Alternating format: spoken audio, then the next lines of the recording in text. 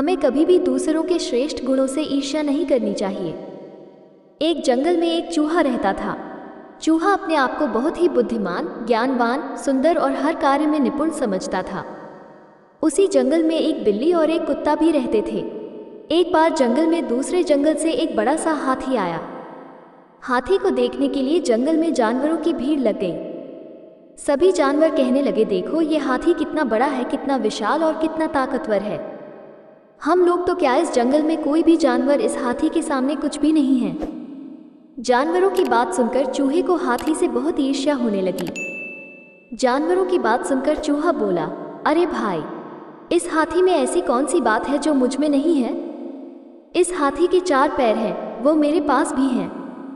हाथी के 2 कान, 2 आंखें और 1 पूंछ है, वो भी मेरे पास है। इसकी जैसी लंबी नाक मेरी नहीं है। मेरी नाक तो इस हाथी से बहुत अच्छी है और मेरे कान भी इस हाथी के फावड़े जैसे नहीं हैं। जंगल के सभी जानवरों को चूहे की बात पर हंसी आ रही थी। जानवरों के झुंड में एक बिल्ली भी थी। चूहे को देखकर बिल्ली के मुंह में पानी आ गया। तभी अचानक बिल्ली ने चूहे के ऊपर छलांग लगा दी। चूहा किसी तरह वहां से अपनी जान बचाकर भागा और भागते समय उसके रास्ते में एक कुत्ता आ गया। कुत्ता कई दिनों से भूखा था। अचानक अपने सामने चूहे को देख कुत्ते की भूख कई गुना बढ़ गई। कुत्ते को देखकर बिल्ली तो भाग गई, किंतु कुत्ता चूहे के पीछे पड़ गया। कुत्ता ने चूहे पर झपट्टा मारा, किंतु किस्मत से चूहा कुत्ते के पंजे से बच गया। भागते भागते चूहा हाथी के सामने पहुंच गया। हाथी अपनी मदमस्त चाल में चला जा रहा था। उसने चूहे को पूरी तरह नज़रअंदाज कर दिया और आगे बढ़ने के लिए हाथी ने जैसे ही पैर बढ़ाया कि चूहा उसके पैरों के नीचे दबते दबते बच गया।